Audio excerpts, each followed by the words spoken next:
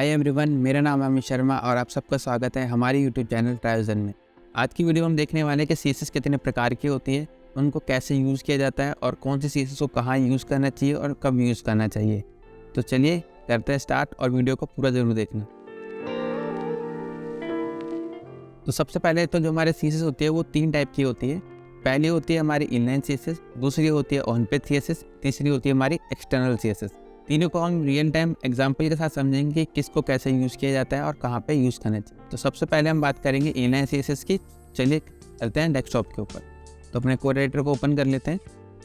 यहाँ पे मैं एक न्यू फाइल बना लेता हूँ index.html के नाम से। यहाँ पे हम लिखते हैं अपना HTML का कोड।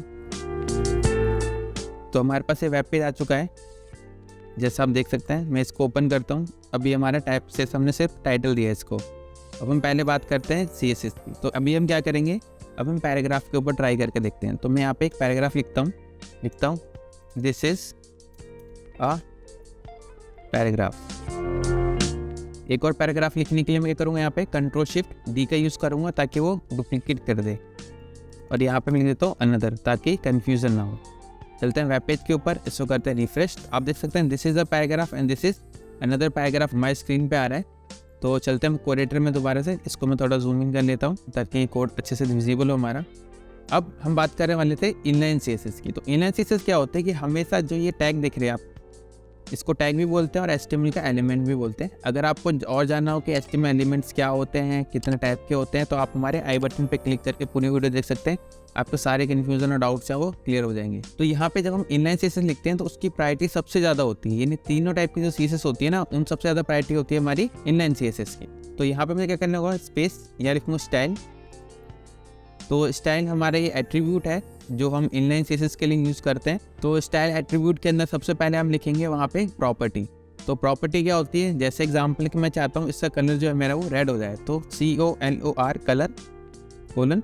अब ये कलर क्या है, ये प्रॉपर्टी कि मेरे को उससे कलर चेंज करना है। तो यहाँ पे मैं क्या करता हूँ, जैसे करता हूँ रेड। रेड क्या हमारी वैल्यू है, प्रॉपर्टी की वैल्यू है। इसको सेव करते हैं, चलते हैं अपने वेब पेज के ऊपर और यहाँ करता हूँ मैं इसको रिफ्रेश। आप देखेंगे ये वाला जो हमारा पैराग्राफ था ये हमारा रेड कलर का आ गया है। तो हमने क्या ये पे यूज़ किया, हमने यहाँ यूज़ करा है इनलाइन सीएसएस स्टाइल के लिए। तो इस तरीके से हम इनलाइन सीएसएस को यूज़ करते हैं कि उसी टैग के अंदर हम लिखेंगे। और ये क्या होता है, हमारा हमेशा पर्टिकुलर एलिमेंट के साथ ही लिखना पड़ता है। यानी कि अगर मैं चाहूँ कि रेड कलर इसको भी देना चाहता हूँ मैं, तो मेरे को यही पूरा कोड उठा के यहाँ से यहाँ पे पेस्ट करना पड़ेगा, तभी जो मेरा है दूसरे एलिमेंट के ऊपर सेम स्टाइल अप्लाई होती है। तो ये एक डिसएडवांटेज होती है हमारी इनलाइन सीएसएस की, एक पर्टिकुलर एलिमेंट के साथ ही आपको ये लिखना पड़ेगा हर एक एलिमेंट। अगर आपको एक जैसे ही स्टाइलिंग जो है मल्टीपल एलिमेंट्स पे अप्लाई करनी है तो आपको वो इनलाइन सीएसएस यूज़ नहीं करनी चाहिए वहाँ पे, क्योंकि आपको वो बार बार रिपीट करनी पड़ेगी। और सेम कोड को आप बार बार रिपीट करोगे तो वो अच्छा नहीं है, क्योंकि पेज भी हैवी होगा उससे। तो अब हम नेक्स्ट सीएसएस की तरफ मूव करते हैं, जिसको हम बोलते हैं on page CSS. On page CSS होती है हमारी, उसकी प्रायोरिटी हमारी सेकंड होती है, यानी सबसे फर्स्ट प्रायोरिटी होती है हमारी इनलाइन सीएसएस की, दूसरी होगी हमारी ऑन पेज सीएसएस। जो ऑन पेज सीएसएस है वो हमें अपने हेडर सेक्शन के अंदर लिखनी होती है। वैसे आप उसको कहीं भी लिख सकते हो, बॉडी में भी लिख सकते हो, लेकिन हेडर में से लिखते हैं तो वो सेपरेट रह सके और जो हमारा ब्राउजर हमारे वेब पेज को रेंडर करता है तो उसको समझने में ईजी हो। तो सबसे पहले हम हेडर सेक्शन में टाइटल के नीचे आते हैं। यहाँ पे आपको एक एलिमेंट लिखना पड़ेगा जिसको हम बोलते हैं स्टाइल एलिमेंट। तो ये स्टाइल एलिमेंट लिखते हैं और स्टाइल एलिमेंट जो है हमारा वो हमारा एक क्लोजिंग टैग है। अगर आपको कन्फ्यूजन होती है क्लोजिंग टैग और हमारा ओपन टैग क्या होते हैं तो आप हमारे आई बटन पे क्लिक करके वीडियो चेक कर सकते हैं। तो सबसे पहले अब हमें यहाँ पे लिखना पड़ेगा, एक सिलेक्टर लिखना पड़ेगा। अब सिलेक्टर्स क्या होते हैं, सिलेक्टर होता है कि किस एलिमेंट को मैं सिलेक्ट करना चाहता हूँ, मुझे बताना पड़ेगा अपने CSS को कि मैं ये वाली जो स्टाइल है वो इस एलिमेंट के ऊपर अप्लाई करना चाहता हूँ। तो जैसे हमारे यहाँ पे देख सकते हैं कि ये पैराग्राफ है, तो मैं यहाँ पे लिखूँगा P। अगर मेरे को भी एलिमेंट सेलेक्ट करना होगा तो मैं वहाँ पे एलिमेंट का नाम लिखूँगा। तो यहाँ पे मैंने P टैग लिखा हुआ है।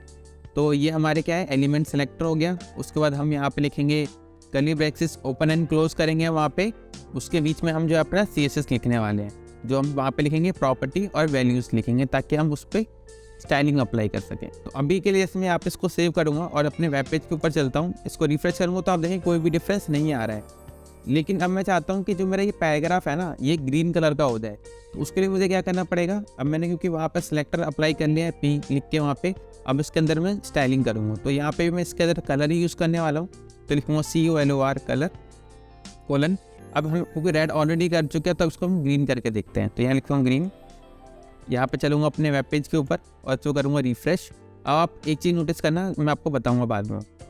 सेव करेंगे और इसको करता हूँ, जैसे मैं देखूँगी दिस इज़ द पैराग्राफ जो है मेरा ग्रीन कलर का आ रहा है और ये मेरा रेड कलर से आ रहा है। अब आप लोग सोचोगे कि भाई पैराग्राफ तो ये भी था और पैराग्राफ तो ये भी था, और मैंने यहाँ पे भी एक सिर्फ पैराग्राफ को ही, यानी जितने भी मेरे वेब पेज के ऊपर पैराग्राफ होंगे उन सबको सेलेक्ट किया था, लेकिन मेरा सिर्फ ऊपर वाला ही पैराग्राफ ग्रीन कलर का हुआ है, नीचे वाला नहीं हुआ है। वो इस वजह से मैंने आपको पहले बताया था कि जो इनलाइन सीएसएस की प्रायोरिटी क्या होती है, 1 होती है। सबसे ऊपर हाई प्रायोरिटी जो होती है मेरी इनलाइन सीएसएस की होती है, उसके बाद होती है हमारी ऑन पेज सीएसएस। उसके क्या इनलाइन सीएसएस में हमने क्या करा है, हमने यहाँ पे रेड कलर अप्लाई किया था, इस वजह से जो हमारा पैराग्राफ है हमारा वो रेड कलर का है, क्योंकि वो इनलाइन सीएसएस यूज़ करी थी हमने वहाँ पे। और दूसरे वाले में क्या हुआ, कुछ भी हमने नहीं लिखा हुआ इनलाइन सीएसएस, इस वजह से उसने क्या करा है, ऑन पेज को ज़्यादा प्रायोरिटी दी है। अब हम बात कर लेते हैं यहाँ पे थर्ड टाइप ऑफ सीएसएस की, जिसको हम बोलते हैं एक्सटर्नल सीएसएस। तो एक्सटर्नल सीएसएस क्या होती है, वो भी जैसे ऑन पेज सीएसएस होती है सेम टू सेम हमारी एक्सटर्नल सीएसएस भी सेम ही सेम होती है। बस उसमें डिफरेंस क्या होता है कि जो हमारे सीएसएस की फाइल जो है, यहाँ पे हम क्या करते हैं, सीएसएस को हेडर सेक्शन के अंदर ही लिख रहे थे, और उसमें क्या करेंगे, हम सीएसएस के लिए एक सेपरेट फाइल बनाएंगे ताकि हम उसको एक फाइल को ही हम कॉल कर सकते हैं अलग अलग वेब पेजेस के ऊपर। तो अब चलिए हम चलते हैं अपने एक्सटर्नल सीएसएस के लिए। तो उसके पहले सीएसएस की फाइल बनानी पड़ेगी। तो यहाँ पे मैं Ctrl+N करता हूँ ताकि न्यू टैब हमारा ओपन हो गया। यहाँ पे सेव करेंगे, यहाँ लिखूंगा style.css। अभी मैं क्योंकि सब कुछ डेस्कटॉप के ऊपर रख रहा हूँ तो आपके लिए ईजी रहेगा, हमें क्या होगा, पाथ वगैरह नहीं देने पड़ेंगे फाइल्स को। style.css लिखते हैं, इसको करते हैं सेव। यहाँ पे अब हमारा एक डिफरेंस ये हो जाएगा ऑन पेज सीएसएस और हमारा एक्सटर्नल सीएसएस के अंदर, कि हमें जो स्टाइल टैग था वो यूज़ नहीं करना है। जैसे हमने यहाँ पे लिखा था स्टाइल टैग, वैसा हमें यहाँ पे नहीं लिखना है, क्योंकि हमने सीएसएस की ही फाइल बनाई है। वहाँ HTML में हम स्टाइल को यूज़ करते हैं, इस वजह से हमें बताना पड़ता है HTML को एक वेब पेज में कि भैया ये सेक्शन जो है मेरा स्टाइल के लिए यूज़ हो रहा है, लेकिन यहाँ पे एक्सटर्नल ही फाइल है, इस वजह से हमें वो बताना नहीं पड़ेगा। यहाँ पे भी मैं सेम चीज़ यूज़ करने वाला हूँ, तो यहाँ पे भी मैं पैराग्राफ यूज़ करूँगा, नहीं P यूज़ करूँगा। यहाँ पे आता हूँ मैं P लिखूँगा, यहाँ मैं ब्रैकेट्स यूज़ करता हूँ, अपने कर्ली ब्रैकेट्स ओपन क्लोज करूँगा, ये लिखूँगा कलर, और यहाँ पे मैं कलर अभी कुछ सेपरेट ट्राई करके देखते हैं। तो यहाँ पे लिखते हैं ब्लू लिखा, इसको सेव करते हैं। हमने ये सीएसएस तो लिख ली यहाँ पे, अब मुझे क्या करना है, इस सीएसएस को यहाँ पे कॉल भी करना पड़ेगा। तो वो हम कैसे करेंगे, वो भी हम यहीं पे करेंगे अपने ऐड सेक्शन के अंदर। तो टाइटल के जस्ट नीचे मैं अपनी सीएसएस को है वो लिंक करता हूँ, तो यहाँ पे मेरे को टैग यूज़ करना पड़ेगा लिंक, यहाँ लिखूँगा REN रिलेशन के लिए, और यहाँ पे डबल कोट्स के अंदर लिखूँगा स्टाइल शीट। उसके बाद मैं यहाँ पे स्पेस दूंगा और यहाँ पे मैं लिखूँगा href, यानी उसका पाथ लिखूँगा मैं यहाँ पे। अब पाथ में क्या है हमारे पास, कि मैंने ये मेरी index.html है वो भी मेरे डेस्कटॉप पे ही सेव है, और जो मेरी CSS की फाइल है वो भी मेरी डेस्कटॉप पे सेव है। इसमें आपको दिखा देता हूँ, यहाँ पे ये देखेंगे, ये मेरी स्टाइल फाइल है और ये मेरी इंडेक्स फाइल है, दोनों ही एक ही जगह पे हैं। इस वजह से मुझे पाथ नहीं डालना पड़ेगा, सिर्फ नाम लिखूँगा तो भी वो कनेक्ट हो जाएगी। चलते कोडेटर में, यहाँ पर मैं लिखता हूँ style.css और इसको करता हूँ मैं क्लोज। चलते अपने वेब पेज के ऊपर। तो अब हम यहाँ कुछ नोटिस करेंगे, करूँगा रिफ्रेश, कोई भी चेंज नहीं हुआ। क्यों नहीं है कोई भी चेंज, क्योंकि उसकी प्रायोरिटी क्या है, 3 प्रायोरिटी है। सबसे लीस्ट प्रायोरिटी किसकी होती है, हमारी एक्सटर्नल सीएसएस की, क्योंकि हमने ये वाला जो रेड कलर है वो हमने दिया हुआ है किससे, इनलाइन सीएसएस से। जो ग्रीन कलर है वो दिया हमने ऑन पेज से, और जो ब्लू कलर था हमारा वो हमने किससे दिया हुआ है, एक्सटर्नल सीएसएस से। अगर मुझे वो देखना है कि क्या है तो मुझे क्या करना पड़ेगा, यहाँ से जो मेरी ऑन पेज सीएसएस है ना, इसको मैं हटा देता हूँ, यहाँ से करता हूँ डिलीट, करता हूँ सेव, चलता हूँ ब्राउज़र में, इसको करूँगा रिफ्रेश। अब आप देखेंगे ये ब्लू कलर से आ रहा है हमारा। तो आपको समझ में आ गया होगा, सबसे ज़्यादा पहली प्रायोरिटी होती है हमारी इनलाइन सीएसएस की, उसके बाद होती है हमारी ऑन पेज सीएसएस की, और उसके बाद होती है हमारी एक्सटर्नल सीएसएस की। क्योंकि हमने ऑन पेज में वो यूज़ कर रखा था ऑलरेडी कलर, तो वो यहाँ पे नहीं आ रहा था, हमने उसको हटा दिया ऑन पेज को, तो क्या हुआ, हमारा एक्सटर्नल सीएसएस काम करने लगी है।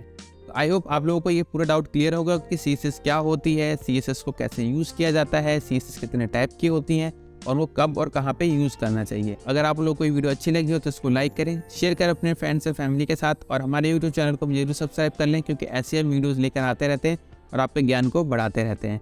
तब तक के लिए देखते रहिए, सीखते रहिए ट्राइजन के साथ।